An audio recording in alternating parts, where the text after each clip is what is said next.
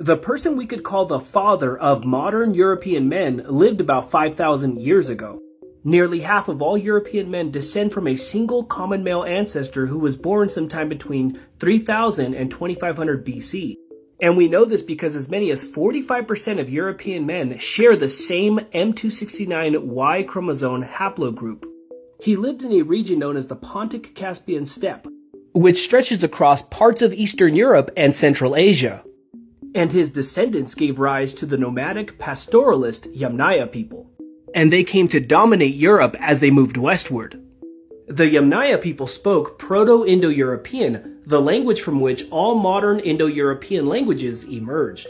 The Yamnaya people were also the first people in the world to herd cattle on horseback, which makes them the earliest precursor to the modern frontier cowboy. The Yamnaya people were patriarchal and hierarchical. Their religious life was based around their deity, who is known as Deus Pater, which is reflected in modern European languages such as Spanish as Dios Padre, meaning God the Father. It is estimated that nearly 100% of all Yamnaya men belong to the M269 haplogroup.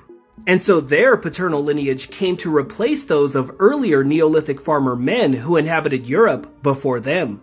Today, it is common for European men to descend paternally from the Yamnaya M269 haplogroup and maternally from a Neolithic farmer female X haplogroup.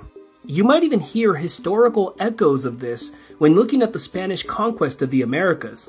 Now, M269 is not the only haplogroup in Spain, but it's carried by about 90% of Spanish men.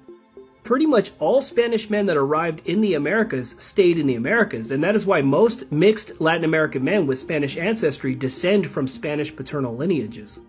In Mexico, for example, about 65% of mestizo Mexican men carry a European male haplogroup and an indigenous X haplogroup.